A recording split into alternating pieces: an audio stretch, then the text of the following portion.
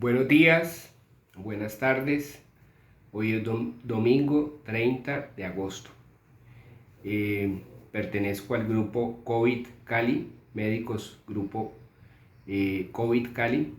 Marlon siempre me regaña porque lo digo mal, pero somos un grupo de médicos del Valle trabajando y estudiando para el COVID. El moderador es el doctor Jaime Gil y el creador del grupo y el que maneja la página es el doctor Marlon Burbano y yo soy colaborador. Difusor. Esta información que voy a hacer hoy es básicamente sobre unas preguntas que me han hecho muy interesantes los pacientes. Son dos preguntas. Una es, ¿qué es un plan o qué es un programa de intervención temprana en COVID? Y la segunda es, si a mí me dio COVID, ¿quedo inmune al virus o qué me va a pasar al futuro? Comencemos por la primera. ¿Qué es un programa de intervención temprana? Un programa de intervención temprana es un programa básicamente orientado al diagnóstico temprano de la enfermedad, para tomar unas medidas para mejorar el pronóstico y la evolución de la enfermedad. Deben tener claro ustedes que en este momento no existe ningún medicamento curativo para el COVID, no existe. Pero hay medicamentos que ayudan a atenuar la enfermedad y a quitarle fuerza al virus si uno los utiliza de forma temprana. Hay un grupo de investigación creado por el doctor Raúl Corral, el doctor Oscar Gutiérrez, tres epidemiólogos muy preparados y están haciendo un proyecto de investigación con estos medicamentos. Quiero dejar claro una cosa: la intervención temprana no es dar ivermectina, eso es parte del proceso y hay que hacerlo y lo hacemos, pero es mucho más que eso. La intervención temprana es hacer un diagnóstico temprano en base, y doctor, ¿usted cómo sabe que tengo COVID? Esa es la primera pregunta la primera dificultad. ¿Por qué? Porque la prueba que uno hace, que se llama la PCR, a nivel de hisopado nasal, que usualmente las entidades del Estado no se le hacen el primer día porque el paciente no consulta el primer día, usualmente consulta el tercero, cuarto, quinto día. El laboratorio se demora porque el domicilio no es inmediato, se demora 2 o 3 días más y el resultado se puede durar hasta 5 días. En resumen, la PCR, que es el método ideal, puede demorarse hasta 8 días. Y en ese tiempo hemos perdido la opción de tomar decisiones terapéuticas. Entonces hay que hacer un diagnóstico clínico. Tenemos otra prueba que es el antígeno nasal, que es más rápido, pero es mucho menos sensible. ¿Cómo hace uno el diagnóstico clínico? En base a los síntomas, se interroga al paciente. El COVID es una enfermedad que tiende a producir fiebre, mucho malestar, mucho decaimiento, mucho cansancio, dolores musculares, y siempre busca unos síntomas respiratorios como dolor de garganta, congestión nasal, tos y síntomas digestivos. Acuérdense que el virus del COVID va al sistema digestivo, a las células del intestino, especialmente del intestino delgado en su parte final. Esa célula se llama el enterocito, que es la que absorbe los alimentos. El virus le encanta ir allá. Por eso la mayoría de los pacientes con COVID presentan diarrea. Bueno, entonces ese es el diagnóstico clínico que uno va haciendo, va enfocando. Uno identifica quién hay en la familia, qué contactos cercanos hay en la familia, las personas de riesgo de esa familia que todavía no están contaminados, y hay que preguntar quién ha tenido gripa en la casa, quién de los colaboradores de esa familia, es decir, siempre está que el mensajero, que la empleada doméstica, que mucha gente que entra de afuera, quién en esas familias ha estado contaminado o ha tenido gripa. O sea, hay que hacer una investigación epidemiológica y eso es clave en la intervención temprana o primaria. porque hay que proteger los contactos y hay que identificar las personas que pudieran estar en alto riesgo si llegan a tener la enfermedad. Entonces, una vez uno haya identificado al paciente, por ejemplo, la historia clásica: doctor, hace una semana estuve en una reunión y una de las personas que estaban ahí dio positiva para COVID. ¿Qué debo hacer? O ya tengo como una gripita, como un malestar, ¿qué debo hacer? Entonces, pues obviamente las pruebas diagnósticas, hacer una observación clínica, y si el criterio clínico de uno es suficientemente robusto, iniciar una terapia no convencional para frenarle un poquito la fuerza al virus. Me van a preguntar: y doctor, ¿usted qué medicamentos utiliza? Yo utilizo ivermectina, utilizo aspirina, utilizo nitazoxamida, utilizo fluimucil, y otras cosas que se hacen, depende del cuadro. Pero más allá de utilizar estos medicamentos, es muy importante hacerle una buena historia al paciente, identificar qué factores de riesgo tiene, porque también hay que tratar las otras enfermedades. Si es diabético, hay que hacerle un monitoreo estricto. Si el azúcar sube demasiado, inclusive me ha tocado ponerles insulina de forma ambulatoria. Si el paciente tiene POC, una enfermedad pulmonar obstructiva crónica, si tiene asma, si es hipertenso, si es cardiópata. O sea, cada paciente es un mundo diferente. Y acuérdense que el COVID altera de tal manera todos los órganos, que si usted tiene falla en algún órgano, ese órgano se le aumenta la falla. Entonces hay que identificar el órgano que pudiera estar comprometido, porque el COVID potencia el daño cardíaco o el daño en diabetes. Entonces tenemos que ser muy clínicos y no solamente dar medicamentos para el COVID, sino tratar las enfermedades de base. Entonces, ¿qué es intervención temprana? Intervención temprana es hacer un diagnóstico temprano. Y a veces uno no tiene los exámenes tempranamente, entonces tiene que ser clínico. Intervención temprana, ¿qué es? Hacer un cerco epidemiológico. Intervención temprana, ¿qué es? Estudiar epidemiológicamente todos los contactos que ha tenido ese paciente. Y irse mucho más allá de ese paciente, ir a los contactos. Porque esto del cerco es parte del concepto de la intervención temprana. Obviamente, aislar a las personas e intervenirlas con estos medicamentos que están en ensayos clínicos, pero todavía no tenemos una evidencia robusta, pero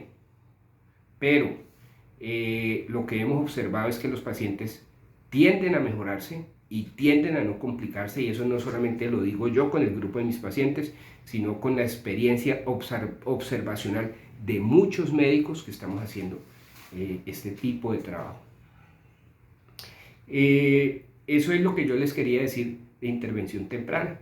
Hay una cosa clave en la intervención temprana, y es detectar la parte de la dificultad respiratoria. Nosotros tenemos nuestro terapista, que se llama Ricardo, y él es una persona clave. Cuando nosotros detectamos que hay cierto grado de compromiso respiratorio, Ricardo va allá. ¿Qué hace Ricardo? Lo evalúa, le hace oximetrías, le enseña ejercicios para fortalecer la parte pulmonar, le hace terapia respiratoria especializada. Ricardo es un fisioterapista que trabaja en UCI solamente con pacientes COVID, tiene mucha experiencia. Nos ayuda a detectar problemas que por telemedicina no se pueden detectar, ausculta muy bien el paciente, detecta si hay neumonías, si el paciente está en tormenta de citoquinas, si está haciendo un tromboembolismo pulmonar, detecta cómo está saturando. En algunos pacientes él les pone oxígeno, pero siempre también conocer nuestras limitaciones. Si el paciente ya pasa una línea donde vemos que ya la complicación es importante, ese paciente debe ir a la clínica. ¿Para qué? Para que le hagan un diagnóstico más acertado, le tomen una escanografía de tórax, le tomen unas pruebas serológicas donde incluyen hemograma, PCR, dímero D, ferritina, troponina, LDH, pruebas de función hepática, pruebas de función renal, para ver si al paciente hay que darle medicamentos adicionales como antibióticos, etc. Ese paciente que ya se nos sale de las manos a nivel domiciliario, se va para la clínica, tenemos unos parámetros muy claros y tenemos el apoyo del terapista respiratorio, que es clave en la intervención temprana. El paciente se le enseña, se empodera, no solamente al paciente, sino a los familiares cercanos. Por ejemplo, me ha tocado pacientes que es la hija, la cual se empodera de la salud del papá, es la que le pone las inyecciones, si hay que ponerle heparinas, es la que le toma la presión, es la que le toma la oximetría. Entonces tenemos muchas formas de controlar y tenemos que empoderar a estas familias para que sus familiares salgan adelante. Obviamente hay unas llamadas continuas, hay una línea abierta, se están solucionando todas las inquietudes, todos los temores, se está permanentemente acompañando a la familia en el área médica y a nivel emocional, porque tener un paciente con COVID en una familia es un drama emocional que afecta toda la familia. Entonces aquí tenemos que actuar como médicos integrales, acompañar, escuchar y aconsejar en lo que más podamos, porque estamos frente a una enfermedad que estamos apenas conociendo y que los científicos todavía no han creado una cura clara, pero tenemos que actuar con lo que tenemos a la mano. Bueno, eso era lo que yo les quería hablar de intervención temprana. Ahora, segundo punto, la pregunta es así: doctor, a mí me dio COVID, ¿me va a volver a repetir? Esa es una pregunta muy importante. ¿Yo qué le respondo a los pacientes? Primero, usted se tiene que seguir protegiendo, porque puede haber reinfección. Es menos probable, pero puede existir. Hay varias cepas del virus. En algún artículo que leí, explican que está la cepa D y la cepa G. La cepa D fue la que inicialmente se inició en la China. Luego el virus mutó y lo que muta es la proteína S, un aminoácido en la proteína S. Y cuando llegó a Europa, a Italia, España, Estados Unidos, ya mutó a la proteína, a la cepa G, con una mutación en un aminoácido en la proteína S. Y esa cepa resultó ser más infectante porque generaba más cantidad de virus en la nariz, entonces era más infectante. Esa cepa fue la que ya se desarrolló en Italia, España, Estados Unidos, Sudamérica y Colombia. Entonces es una cepa que tiene gran capacidad de infectividad. Entonces, ¿qué le digo a los pacientes? Cuídense, porque estamos en un proceso, no sabemos cómo va a mutar el virus. Pero también les digo otra cosa, y puede que yo esté equivocado por lo poco que he leído y ya los casos de reinfección que han sido reportados. Ya tu sistema inmunológico conoce el virus.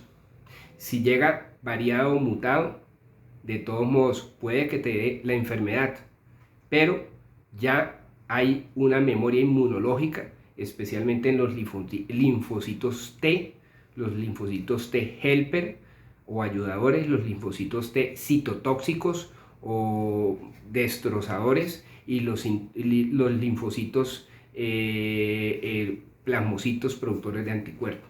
Además están las células natural killer, que también son otro tipo de linfocitos. Entonces, ¿qué pasa? Ese equipo, ese armamentario ya conoce al enemigo. Seguramente va a volver a dar una infección, pero va a tender a ser más benévola. ¿Qué pasa con los anticuerpos? los anticuerpos tipo inmunoglobulina G, que son los dirigidos a la proteína S del virus, que es donde la proteína es la que se ancla en nuestras células, es como una cabeza, un fosforito, y ella llega y se ancla, está en la periferia del virus, y ella se ancla en las células. ¿Qué hace el cuerpo? Hace anticuerpos contra esa parte de la proteína de la cabecita que se ancla. Entonces, eso hace que el virus pierda capacidad de anclaje. Esa proteína G se comienza a detectar, comienza a subir tempranamente por ahí a los 10 o 14 días, pero se comienza a detectar en la sangre la inmunoglobulina G, que es la que ataca la cabeza del virus, se comienza a detectar entre la tercera y sexta semana. No sabemos cuánto dura ese anticuerpo en nuestra sangre. Hay pacientes que inclusive son asintomáticos o inmunodeficientes y esa proteína o ese anticuerpo no se logra elevar mucho y no se logra detectar. Mientras hay otras personas que tienden, sobre todo las que tienen enfermedad más severa, a tener un pico grande de los anticuerpos, y esos anticuerpos pueden durar unos meses y luego desaparecer de la sangre. Cada persona tiene un comportamiento diferente con la producción de anticuerpos, depende de su sistema inmunológico, y eso apenas lo estamos conociendo. Pero ese individuo, en su sistema inmunológico, en sus glóbulos blancos, especialmente los linfocitos T, que están en nuestros ganglios linfáticos y en el vaso, ya quedan adiestrados, entrenados, sensibilizados. Si llega ese virus, puede que llegue un poquito variado o mutado, pero ya el cuerpo conoce el enemigo, y ya la historia, en mi concepto, puede ser diferente.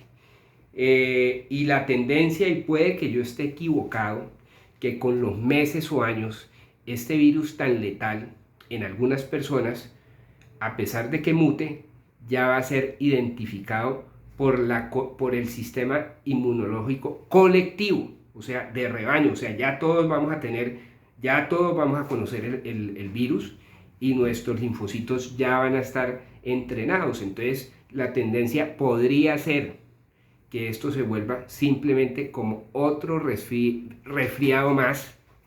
Entre otras cosas, hay 5 coronavirus que producen resfriado común. Son 7 coronavirus que se han identificado. Los que son 5, son 4 que producen resfriado común, y los letales han sido el SARS, que fue el primero, luego llegó el MERS, y este es el SARS-CoV-2.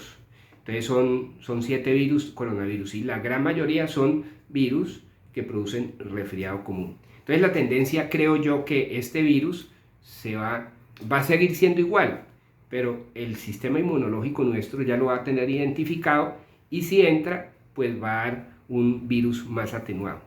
Puede que yo esté equivocado, porque todavía falta mucho para saber. Ahora, si llega la vacuna, pues eso puede ayudar también a que nuestro sistema inmunológico se fortalezca, y cada vez vamos a tener más dominado el virus, porque nuestro sistema ya tiene un sistema de defensa entrenado.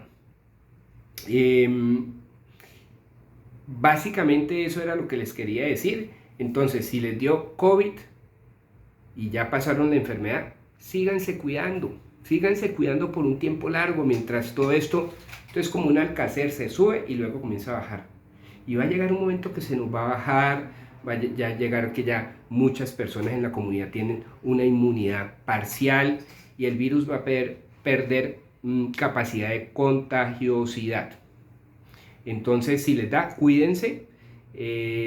Probablemente, si les da nuevamente o hay una reinfección por una cepa variada del mismo COVID, pues les va a dar menos fuerte, más suave, probablemente, es lo que yo pienso. Y bueno, pues ese era el mensaje que les quería dar, compañeros de canal. Un abrazo.